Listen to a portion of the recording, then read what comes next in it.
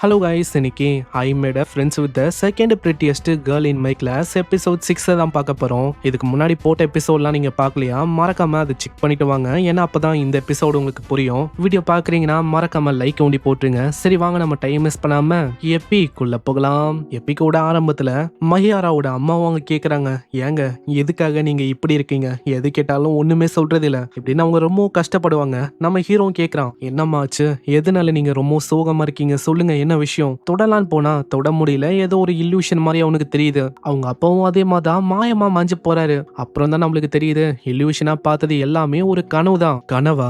எனக்கு ஸ்கூல் ஆரம்பிச்சதுல இருந்து இந்த மாதிரி ஒரு கனவு வந்ததே இல்ல. இப்போ எதுக்காக திடீர்னு இப்படி ஒரு கனவு வரணும்? ஆனா இப்பதான் எனக்கு தெரியுது இந்த மாதிரி கனவு எனக்கு எதுக்காக வந்துச்சுன்னு. அங்க இதுக்கு முன்னாடி அவ கிஸ் பண்ணிருப்பால, அந்த விஷயத்த ஆளு யோசிக்கிறான். எனக்கும் உண்மையை சொன்னா யூமிய பிடிக்கும், நானும் அவகிட்ட இந்த விஷயத்த சொல்லணும் அப்படின்னு ஆசைப்படுறேன். ஆனா எனக்கு தெரியும், இந்த மாதிரி பார்த்தோன்னே லவ்ல விழுற இந்த விஷயம் இது எந்த அளவுக்கு வேகமா நடக்குதோ அதே அளவுக்கு வேகமாவும் முடியவும் வாய்ப்பு இருக்கு. ஏன்னா இந்த விஷயம் ஏற்படுறதை என்னோட கண்ணாலேயே நான் பார்த்திருக்கேன். இப்படி மஹியாரா மீன் பண்ணி சொல்றது அப்பாவையும் அம்மாவையும் தான். ஏன்னா நீங்க நல்லா நோட் பண்ணீங்கன்னா அப்பா இருந்திருக்க மாட்டாரு, ஏன்னா அவரு தனியா இருக்காரு. அவ சொன்னா இந்த மாதிரி என்ன அவளுக்கு ரொம்ப பிடிக்கும்னு. அதுக்கு எனக்கும் ரொம்ப ஹாப்பியா இருந்துச்சு. ஆனா உண்மையை சொன்னா நான் இன்னமும் அவளுக்கு தகுதியான ஒரு பர்சனா மாறல. ஆனா நான் விட போதில்ல, நான் கண்டிப்பா யூமிக்கு ஒரு நல்ல பாய் ஃப்ரெண்டா இருக்க முயற்சி பண்ணுவேன். எந்த மாதிரி பையனானா அதை நினைச்சு என்னால லவுடாவும் ப்ரௌடாவும் சொல்ல முடியற மாதிரி. இதுக்கப்புறம் யூமி அங்க சொல்றான், இது இன்ட்ரெஸ்டிங்கா இருக்கு, அப்பனா லவ் கன்ஃபெஷனை நீ கொஞ்சம் தள்ளி போடலாம் அப்படின்னு ஆசைப்படுற. அப்பனா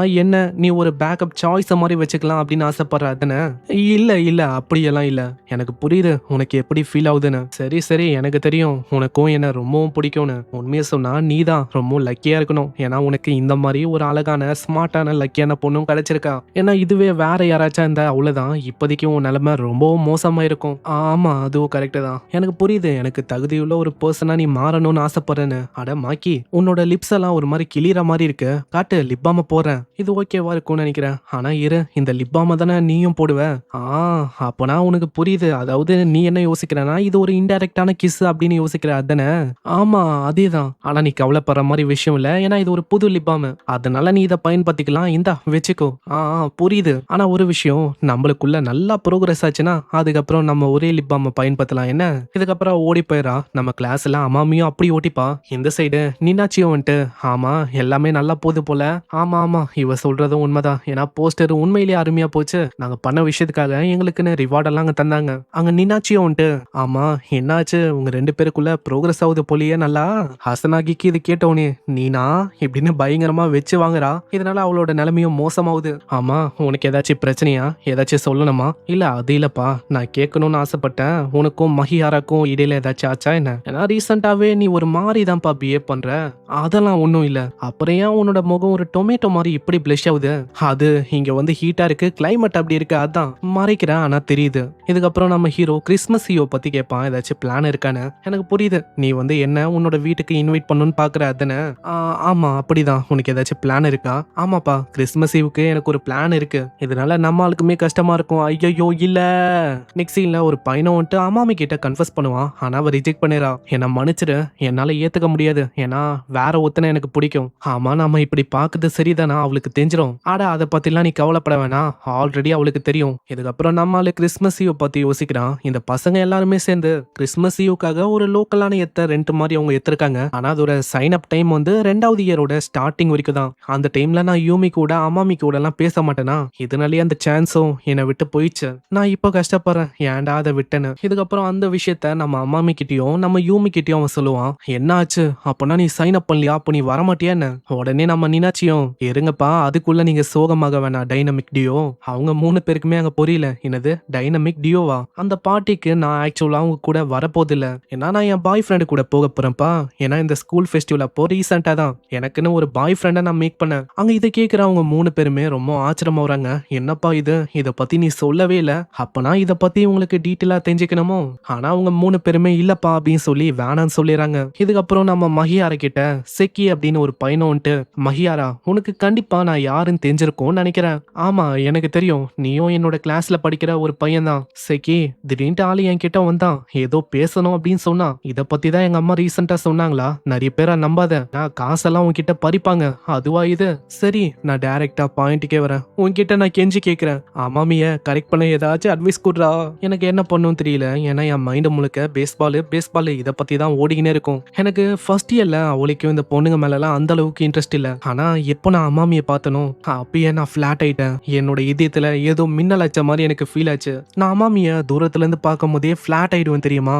ஆனா இப்போ நீ நல்லா பார்த்தனா டிசம்பர் வந்துச்சு. இன்னமும் 4 மாசத்துல திரும்பவும் நம்ம செகண்ட் இயருக்கு போக போறோம். எனக்கு தெரியல நம்ம எல்லாருமே ஒரே கிளாஸ்ல இருப்போமா அம்மாமிய நல்லா பார்க்க முடியுமான்னு. அதனால எனக்கு சுத்தி வளைச்செல்லாம் பேச தெரியல. மஹியாரா ப்ளீஸ் என்ன தயவு செஞ்சு உன்னோட ஃப்ரெண்டா ஏத்துக்கும் மஹியாரா. கொஞ்சோண்டு யூமி கிட்ட பேசி அப்படியே அம்மாமி கிட்ட எனக்கு ஒரு இன்ட்ரோ குத்தனா நல்லா இருக்கும். அதே மாதிரி இப்போ கிறிஸ்மஸ் ஈவ் வேற வரப்போகுது. என்ன உன்னோட ஃப்ரெண்டா அதுல அவங்க கூட இன்வைட் பண்ணா அதுவும் நல்லா இருக்கும். ப்ளீஸ் கெஞ்சி கேக்குறேன் பண்ண. ஆனா நம்ம ஹீரோ தான் அதுக்கு ரெஜிஸ்டரே பண்ணலையே. அப்புறம் எப்படி அங்க போவான். இதனால அவன் மன்னிப்பு கேக்குறான். என்ன மன்னிச்சிரு. என்னால இதுல எதுவும் பண்ண முடியாது.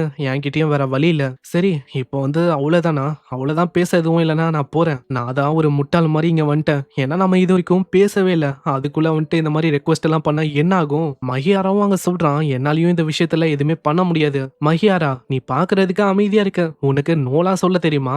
இப்போ உன் மேல ரெஸ்பெக்ட் எனக்கு இன்னமும் அதிகமாயிடுச்சு. என்னோட கண்ணுக்கு நீ ரொம்ப கூலா இருக்க தெரியுமா. ஆனா என்ன விடவும் இன்னொருத்தவங்கள எனக்கு தெரியும். அவங்கதான் ரொம்ப கூலு. இதுக்கப்புறம் யூமி வரும்போதே சொல்றா அந்த பார்ட்டியில என்ன பிரச்சனைனா அந்த டாச்சிபானா ஸ்கூல்ல இருந்து வந்தா அந்த பொண்ணுங்க அவங்களும் இருக்காங்க. அப்படி உன்னோட பேத் அவங்க கூட கிராஸ் ஆச்சுன்னா கண்டிப்பா உனக்கு ஒரு மாதிரிதான் இருக்கும். அதனால தான் நான் என்ன யோசிச்சிருக்கேன்னா சாப்பிட்டுட்டு என்ஜாய் பண்ணிட்டு வந்துடலாம் அப்படின்னு தான் யோசிக்கிறேன். ஆனா பார்ட்டி முடிய 8 இல்ல 9 மணி ஆக வாய்ப்பு இருக்கு. சோ உனக்கு புரியுதுல. கண்டிப்பா நான் உனக்காக வெயிட் பண்ணுவேன். சரி அப்பனா ஓகே. இதுக்கப்புறம் நம்ம ஹீரோவோட அம்மா அங்க ஸ்மோக் பண்ண இருப்பாங்க. மாம் நீங்க வீட்லயே இன்னைக்கு ஸ்மோக் பண்ண இருக்கீங்க. நீங்க ஓகே தானே. வேலை ஏதாச்சும் டைட்டா இருக்கா என்ன. இல்ல எல்லாமே ஓகே தான். முன்ன இந்த இயரை விட இப்ப பரவாயில்ல. கடைசியா இவங்க ஸ்மோக் பண்ணி பார்த்ததே எங்க அப்பா கூட டிவோர்ஸ் ஆகும் போது தான். அதுக்கப்புறமா இப்படி ஆகுது. அம்மா நீங்க ஓகே தானே. உங்களுக்கு டயர்டா இருக்கா. நீங்க ரொம்ப உங்க மேல பிரஷரை போட வேணாம். இல்ல கண்ணா அப்படியெல்லாம் இல்ல. இந்த மாதிரி கொஞ்சம் வயசாகுதுல அதனால நான் கொஞ்சம் டயர்ட் ஆயிடுறேன் அவ்வளவுதான். மத்தபடி எதுவும் இல்ல. நான் மென்டலி இன்னமும் ஃபிட்டாவும் ஸ்ட்ராங்காவும் தான் இருக்கேன். அம்மா உங்ககிட்ட நான் ஒரு விஷயத்த சொல்லணும். டிசம்பர் 24 அன்னைக்கு இப்படின்னு அந்த கிறிஸ்துமஸ் ஈவ் பத்தி ஆளு சொல்றான். இதுக்கப்புறம் அங்க அம்மாமியும் நானும் உங்க கூட வரப்போறேன்ப்பா. என்ன ஜாயின் பண்ண வச்சதுக்கு ரொம்ப நன்றி. அங்க இப்பதான் என்ன ரீசன் அப்படின்னு நம்மளுக்கு தெரியுது. இதுக்கு காரணமும் நம்ம யூமி தான். ஏன்னா யூமி சொல்லிருப்பான் அம்மாமி நீ பார்ட்டி முடிஞ்சோடனே நீ வேற யாரு கூடயாச்சும் போறியா. ஏன்னா நான் பார்ட்டி முடிஞ்சோடனே வேற ஒரு இடத்துக்கு போறேன். அதனால வீட்டுக்கு போறதுக்கு வேற யாரு கூடயாச்சும் நீ போறியா. அப்போ நீ மஹியாராவை பார்க்க போற. எனக்கு தெரியும் இந்த மாதிரி நீங்க லவ்வி டப்பியா இருக்கும் போதே. இல்ல நீ நினைக்கிற மாதிரி இல்ல. நான் தான் சொன்னல எங்களுக்குள்ள அப்படி இல்ல. அப்படியா இன்னமும் இல்லையா. அங்க இது கேக்குற அவளும் பிளஷ் ஆயினே சொல்றான். அம்மாமி சரி ஓகே நீயும் வரலாம். நம்ம யூமி இப்படி சொன்னனால தான் அங்க அம்மாமி வர மாதிரி இருக்கு. அம்மாமிக்கு அவ்வளவு சந்தோஷம் இவங்க கூட இருக்கணும்னா. இதுக்கப்புறம் அங்க செக்கி அம்மாமி கொஞ்சம் சைடா வெளில வர முடியுமா. உன்கிட்ட நான் ஒரு விஷயத்த பத்தி பேசணும். அங்க இதனால அவங்க 2 பேரும் போறாங்க. ஆனா ஆப்வியஸா மத்தவங்க எல்லாருக்குமே இந்த விஷயத்த பத்தி தெரியும். ஏன்னா செக்கிக்கு நம்ம அம்மாமி மேல ஒரு கண்ணு இருக்கு. யூமி உனக்கு தெரியுமா அம்மாமி எப்படியோ ஒத்துக்க போதில்ல. இதுவே நம்ம கிளாஸ் ரெப்பா இருக்கிற அவனா இந்த அவ்வளவுதான். அவ மீன் பண்றது நம்ம மஹியாரா தான். இதனால அவளுக்கு பயங்கரமா கடுப்பாகுது. வாய மூறியா. இல்ல நான் சும்மா ஜோக் பண்ணேன். அங்க அதே மாதிரி தான் ஆகுது. அம்மாமி அங்க ஒத்துக்கல ரிஜெக்ட் பண்ணிடுறான். நம்ம யூமி அம்மாமி கிட்ட பேசலாம் அங்க போறான். இந்த சைடு நீனாச்சி அவங்க சொல்றான் நீ போயிட்டு நம்ம செக்கி கிட்ட பேசு. ஏன்னா அவனும் கொஞ்சம் சோகமா இருப்பான். இதனால நம்மால செக்கி கிட்ட அங்க பேசலான்னு வரான். அந்த இடத்துல உண்மையை சொன்னா நீ ரஷ் பண்ணிட்ட. ஆமா நான் இந்த அளவுக்கு இடியட்டா இருப்பேன் அப்படின்னு நான் யோசிக்கல. கிளாஸ்ல என்னை பத்தி எப்படியெல்லாம் பேசுறாங்களோ. ஆமா உன்னை பத்தி ஏகப்பட்ட விஷயங்களை அவங்க பேசுனாங்க. ஆனா எனக்கு எதுவும் புரியல. ஏன்னா அவங்க பேசுற விஷயம் ஒரு ஏலியன் லாங்குவேஜ் மாதிரி இருந்துச்சா.